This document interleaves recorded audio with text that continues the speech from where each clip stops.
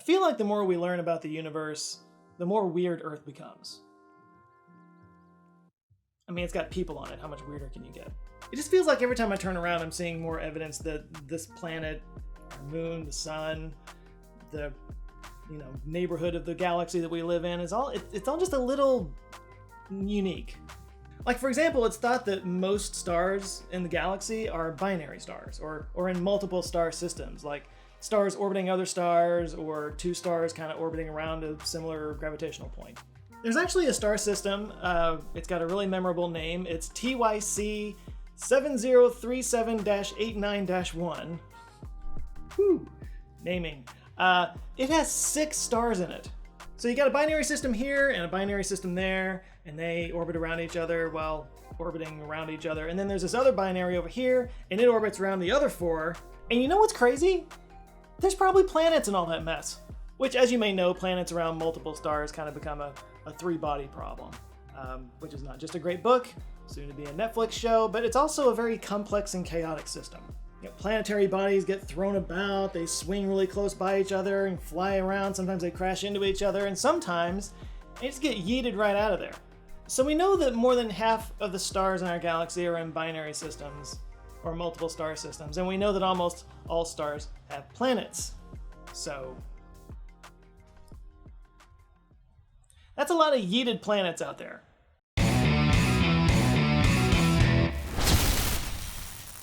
Philip Shane asked, rogue planets. Apparently there are trillions. Would you visit them No Man's Sky style if you could? The way I play No Man's Sky? No, probably not, because I do have that game. I got it recently, and it took me, like a few weeks to finally get off of the planet that you land on at the beginning, only to get stranded on another planet. I suck at gaming. But no, onto the link that he provided here. So he linked to this Forbes article that you can see right there in the headline, "Trillions of weird rogue planets exist in our galaxy, say scientists." Mostly this video is about the Nancy Grace Roman telescope, or just the Roman Space Telescope. It's kind of the spiritual follow-up to Hubble, even more so than James Webb, because this has the same size mirror as Hubble, it just has a much wider lens on it. But it talks in this video about microlensing and how they're going to be able to use this microlensing technique to find rogue planets that are just floating out in space. So this microlensing thing is pretty cool. It's kind of like the gravitational lensing that we see in galaxy clusters and star clusters, where the dense gravity kind of focuses the light from distant galaxies to where we are, so we can use that gravitational well to see further out. This is kind of like that, but it's called microlensing, and instead of using galaxy clusters and giant stars, it's using rogue planets. So that's why it's called microlensing. As you can see in this animation here, it shows how just the movement of this planet kind of changes the position of the stars behind it. So by looking at the positions of the stars behind it, they can detect these rogue planets, even though, as I say, there's no light on them. But it says here, according to David Bennett, who's the author of 2 papers on this, he says, "We estimate that the galaxy is home to 20 times more rogue planets than stars, trillions of worlds wandering alone." And again, that kind of goes back to the math that I was talking about in the intro of this. If there's, billions of stars, many of them are in binary or multiple star systems, flinging out planets, multiple planets from each star system, yeah, you're going to have countless, trillions is just a ridiculous number, countless number of just random rogue giant planets just flying around. So to answer the question of would I want to see them, would I want to visit them, I would love to see them, but my guess is that they would be in pitch blackness. They're not around any star. There's nothing lighting them. I feel like if you were traveling through space and came upon a rogue planet, you would basically only know it because there's a black void in front of you, where there's no stars behind it. Of course, at that point, I'm sure some kind of radar or something would be able to pick up on it. So, on one hand, I'm not really as interested in rogue planets because there's just no chance of life there. If you were to ask me what kind of planet I would want to go visit, I'd like to go visit a planet that's in the habitable zone of its star and see what happened there, At the very least, you'd be able to see something. Now, on the other hand, rogue planets are pretty fascinating, and I can see why the Nancy Grace Roman telescope is so important to find as many of these as possible, because imagine if one of those swung through our solar system like Oumuamua. Feels like that would be a problem. But if I could fly around, as you say, No Man's Sky style, yeah, I would want to visit those and make sure that they're not heading towards our towards our solar system, but more so I would like to see the TRAPPIST system, the Kepler system, like right back here. I'd see all kinds of things, but if I were to visit a rogue planet, I would definitely want to bring a flashlight. Very, very powerful flashlight. Fishtail asked, what is the current state of COVID-19? Have the symptoms changed? Is a COVID vaccine going to wind up in the annual flu vaccine?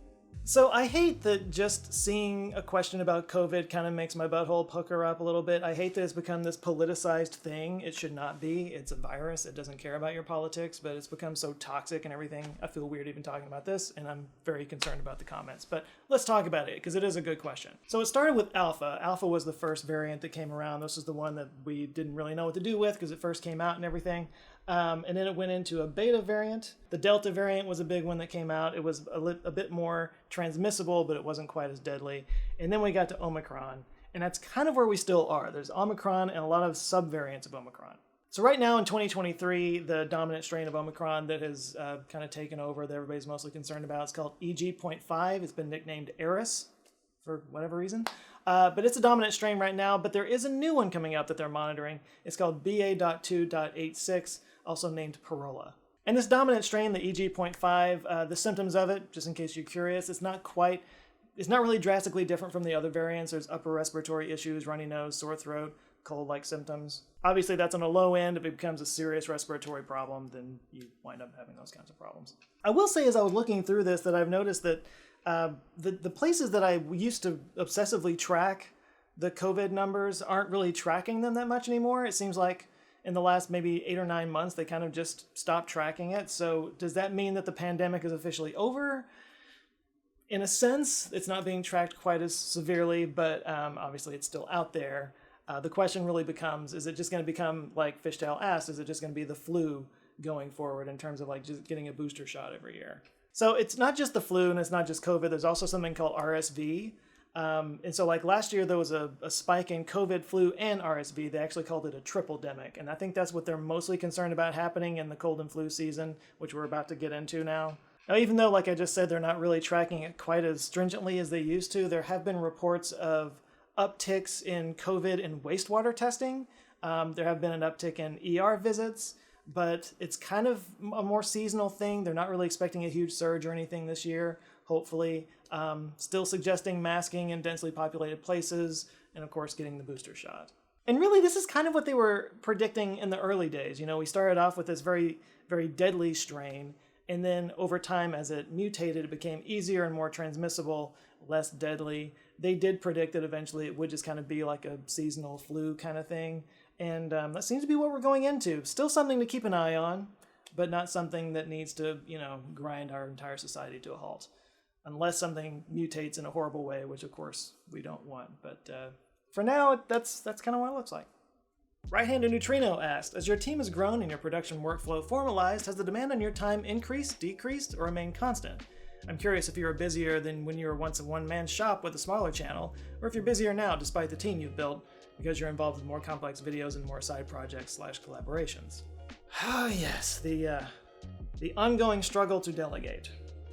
Yeah, I've kind of become somebody who manages people a lot more than I am doing content creation than I used to, which I will say is not really my skill set, but I'm working on it. This year, it's funny that you asked this. This year has been a real kind of a sea change in how we do things on the channel. I hope that you guys may have noticed a difference in the quality of the videos, because I have, actually 2 editors working on it now with more graphics and stuff like that. But yeah, the whole point is to have a more structured organization to this whole thing. We just kind of got to a point where it was like everybody was kind of reporting to me, and I was the bottleneck all the time. So we had to kind of create a more sort of flowchart, if you will. All the things that I hated when I worked in the corporate world, I'm kind of having to embrace that a little bit now, which I don't really like. But it's been a year where we've had to sort of rework a lot of things, a lot of behind the scenes, under the hood stuff. And that's why actually you haven't seen anything on the podcast side or the TMI side. I've had a bunch of people asking about those and why they haven't seen anything on TMI or any podcasts lately. Well, they're on temporary hiatus until we kind of get everything worked out the way they need to be on the main channel. But I mean, it's talk about like getting outside of your comfort zone, having to be somebody that's more kind of overseeing the big picture thing and letting other people handle and delegating thing. It's something I've really had to work on. It requires a lot more communication. And it's really hard, I'm finding, for me to step away from things. It's a personal thing. It's something I'm working on. I need to learn how to hand off things to other people and be okay with that. I need to learn how to step away from the work every once in a while. My wife just said the other day that she thinks it's ironic because I'm always feeling overwhelmed, but I also have a lot of trouble stepping away from the work. It gets into therapy mode for me to work on that, but it's all part of it. Yeah, there you go.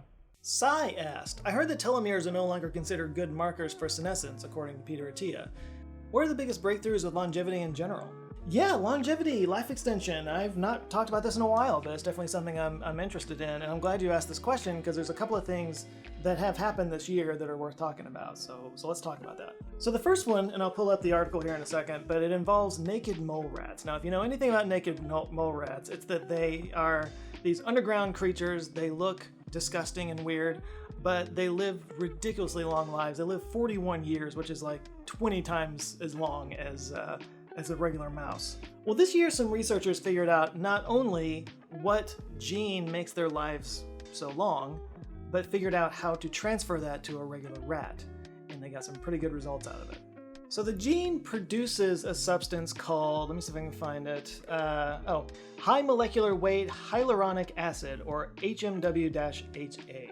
And this HMW-HA, naked mole rats have 10 times more of that than regular mice, and because of that, as it says up here, they not only live to be 41 years, ridiculously long, but they also avoid having a lot of age-related diseases, including neurodegeneration, cardiovascular disease, arthritis, and cancer.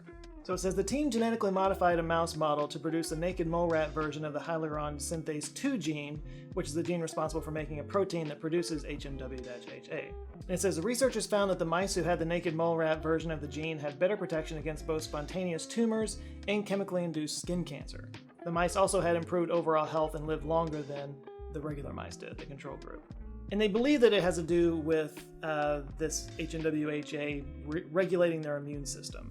So a lot of that has to do with senescence. You mentioned that in your question.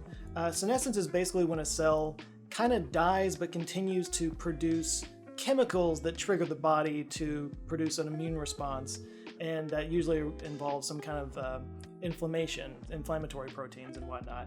And over time, that kind of builds up in your body, and it starts to cause these age-related conditions. And this is one way of fighting against that, is actually changing our genes to express this HMW-HA that will reduce the senescence that our body is then responding to. It basically regulates your immune system. So that's one thing that's happened this year, is they figured out how to transfer this gene into another mammal. We haven't done it in humans yet. It might still be a few years.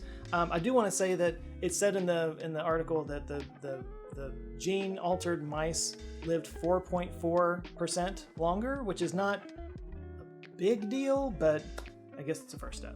This other method was done by the team at Harvard and MIT that's run by Dr. David Sinclair, which I've talked about on this channel before. He has that book, Lifespan, definitely worth reading. But what's cool about this is it kind of does a similar thing to the other, but without having to change any genes. It's not a gene therapy thing, it's just a combination of 6 chemicals that does the same thing, basically. So you can see right here in this picture, you got the mice on the left and the mouse on the right. Those are the same age, just the one on the left had this treatment done to it. It's pretty impressive. But it says on July 12th in 2023, researchers from the Harvard Medical School, University of Maine, and the Massachusetts Institute of Technology published a fresh paper in Aging. The paper, titled Chemically Induced Reprogramming to Reverse Cellular Aging, extends on previous groundbreaking discoveries, which we'll get into here in a second. It says this discovery builds on the finding that the expression of specific genes known as Yamanaka factors, you'll hear a lot about that in the coming years, I'm sure, it can transform adult cells into induced pluripotent stem cells, or iPSCs. This actually earned a Nobel Prize a few years back. So it says down here at the bottom, these findings have profound implications, paving the way for regenerative medicine and potentially full-body rejuvenation. It says this research could potentially transform the treatment of aging, injuries, and age-related diseases, and it also suggests the possibility of lower development costs and shorter timelines, instead of the timelines that you might see in genetic editing. So if I understand this right, and if I'm wrong, please tell me in the comments, but what that means is that, they can basically use this combination of 6 chemicals. It does not say what it is here, but they use this combination to turn regular cells back into pluripotent stem cells, which of course those can be made into whatever you need them to be made into. That's something that's helpful in repairing injuries in reversing cellular damage that's brought on by aging and that kind of thing. But yeah, it's because it's not genetic modification, there's a lot shorter timelines on the treatments, and it probably would be more available to most people once it all gets approved for people to use, of course. And of course, all of this involves, like anytime you're talking about anti-aging stuff, you start to think about cancer, because that's basically what cancer is. It's just cells that just keep replicating without dying off like normal cells do. And according to this, they've been able to cause cellular rejuvenation without it overproducing and causing cancerous tumors and stuff. But it says plans for human clinical trials using the lab's age reversal gene therapy are currently underway. So they did have a gene therapy version of this that they are using on humans. So yeah, if you're a big fan of life extension stuff and longevity, there's some really interesting things happening right now. I'll put the links to both of these articles down below. Brian Beswick asked, with all the advances in AI and its disruption of certain industries, has AI changed your process at all, and how might you use it as it evolves? Yes and no. I will confess I'm a bit of a Luddite when it comes to AI. I'm not an early adopter. I am on the slower side of adopting it, but it's also, you know, I've got processes and things that I've been doing a certain way for a long time. It's kind of difficult to just step outside of that. But no, I use ChatGPT to help me come up with titles sometimes. A lot of times I'll get stuck on just the right words to use, and I'll ask it, you know, give me 10 titles, and it will spit out a whole bunch of stuff, and I might only use one or two of them, but sometimes they'll have a little nugget, a little phrase, or a word in there that maybe I just hadn't thought of. It's really more of a springboard, and it kind of just gives me a starting place to go from. I have definitely used Midjourney and DALL-E to come up with visuals, especially for thumbnails. There's been a few thumbnails that I've done that are strictly Midjourney. I will say, though, that I try not to overdo it because, I don't know about you guys, but I'm on YouTube a lot, and I see tons of thumbnails that are very clearly AI generated thumbnails, and it's kind of becoming a little samey at this point for me. So I want to stand out a little bit, and so that means I don't want to use the same thing everybody else is doing, you know. Now that doesn't mean that I'm not using AI, and it doesn't mean that AI isn't going to be a big part of what I'm doing going forward. Actually, whether I want it to or not, there's something I've been noticing lately. I'm calling it AI creep, meaning like traditional tools that we've been using for a really long time, things like Photoshop and Premiere and all the other various things, YouTube and Google for that matter, they're just kind of integrating AI into what they're doing in ways that we don't even really notice, but it's definitely there. I only recently upgraded to the new version of Photoshop. So they had the Photoshop beta for a while that had generative fill in it. And they actually, I think it's on all the, like, Photoshop 2024 is the new one, I guess. But anyway, no, I've been playing around with that lately. It is flippin' magic. Now, one of the biggest headaches when I'm putting thumbnails together is you find the perfect image, but it's vertical, and you got to get into that horizontal landscape thing. That means you either need to crop way in, or you need to fill in the sides with something. And there's always been, or there has been for a while, content-aware fill in Photoshop. It can be a little hit or miss. Sometimes it's great. Sometimes you got to really work with it a little bit. But this generative expand thing that they have now in Photoshop is unreal. I've only had it just for a brief, like, last few weeks or whatever, but it is a game changer as far as I'm concerned. And AI has crept its way into YouTube quite a bit. Just simple example, we used to have tags. You would apply tags when you upload a video. Anybody who's on YouTube knows what I'm talking about, but you had tags and keywords and stuff like that. They don't really, like, they don't do anything anymore. Like they kind of basically, even the people at YouTube are like, yeah, don't even worry about that anymore, because it automatically transcripts your dialogue into captions, and it can just read those captions. So you don't have to put tags and keywords in there, because what you're saying is basically your tags and keywords. It just pulls it out of your dialogue. That's only possible because the language processing through AI has gotten that good. And so that's what I mean. Like the tools we've been using for a long time, AI is kind of creeping into it more and more. Sometimes they're moderately helpful. Sometimes, like I was saying before, they can just be a game changer. That's really exciting. So I haven't really been going around and seeking out new, like, AI apps and stuff like that. I have played with a few of them, again, to varying degrees of success. One thing I absolutely do not do is use ChatGPT to just straight up write my scripts. I've talked about this before. There's still way too many hallucinations on there. It will just make stuff up. And as somebody who does an infotainment channel that deals in facts and information, I can't risk that. I mean, I would have to go back and like recheck everything anyway, which is just adding work to myself. So I might as well just do that from the start. But I've said it before and I'll say it again. ChatGPT is a great place to start ideas from. Like when you just got a blank slate, it's the tyranny of the blank page and not knowing where to start. Sometimes having ChatGPT or whatever AI tool that might be available in whatever program you're using, it can kind of just be a nice little jumpstart. That's been really helpful. Yeah. Sometimes new ways of doing things are better. Sometimes the old ways are the way to go. And sometimes, new technologies can breathe life into old technologies, like today's sponsor, Henson Shaving. Oh, you're talking about Henson Shaving again? Yeah, is that a problem? I mean, only if you want to alienate people. What people?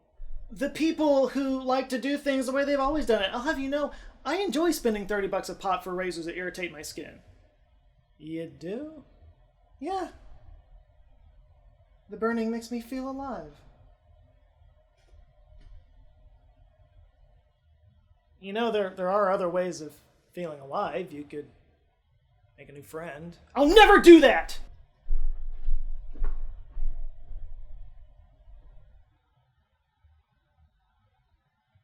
Well, let's just say you're not like that. Here's some reasons to give Henson a try.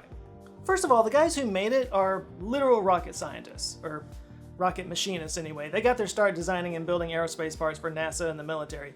They've got things that are on Mars right now. And they put that same level of precision into this, the Henson AL13. It's an old school safety razor, but it's built with space-age technology that supports the blade all the way across to a depth of only 27 microns. That's how precise it is. It's insane. And the structure of the design applies pressure all the way across the blade. It keeps it at tension at a perfect 30-degree angle, so it's almost impossible to nick yourself. And that support all the way across the blade cuts down on what they call chatter. That's when the blade skips across your face, which these cartridge blades do all the time, because why? They're not supported. You gotta support your blades, people. Plus, these safety razors are 100% recyclable, no plastic to end up in landfills, even their packaging has no plastic in it. So you get a great shave, it's more sustainable, but most of all, it'll save you money. These blades only cost 10 cents each, and you replace them every 5 to 7 shaves as opposed to these cartridge razors that cost $2 each on the low end. And if you buy one of these bad boys using the discount code JoeScott at checkout, you'll get this 100-pack of blades for free to get you started. Just make sure and add this to your order before you check out. The code will make it come up free. And that'll last you the better part of a year, if not longer. So yeah, once you buy this razor, you will not spend any money, not another dollar on shaving until probably the next election. The razor itself will last forever. Your grandkids will fight over it. Yeah, Henson's on a mission to snap people out of this expensive grift the razor companies have been running for all this time, and I'm here for it. I have not used a cartridge razor since I got this one, and I have no plans on going back. And I think you'll like it just as much. So yeah, it's hensonshaving.com, promo code JoeScott at checkout. Go give it a try. Link's down in the description. Thank you to all the people on Patreon and the members who contributed questions for this video. I can't thank you guys enough. You're creating an awesome community and you're being a great sounding board for me. I really do value you guys, so thanks. The end. Alright, thank you guys for watching. If this is your first time here, maybe check out one of these. I'll maybe post another lightning round video there. If this is your first time here, lightning round video is very different from what I normally do. These are very loosey-goosey, less scripted. But yeah, if you want to check out this video or go check out any of them on the sidebar if you're watching on your computer, go give them a look. And if you enjoy them, I invite you to subscribe. I come back with videos every Monday. But I think that's it for today. You guys go out there, have an eye-opening rest of the week. Stay safe, and I'll see you next Monday. Love you guys. Take care.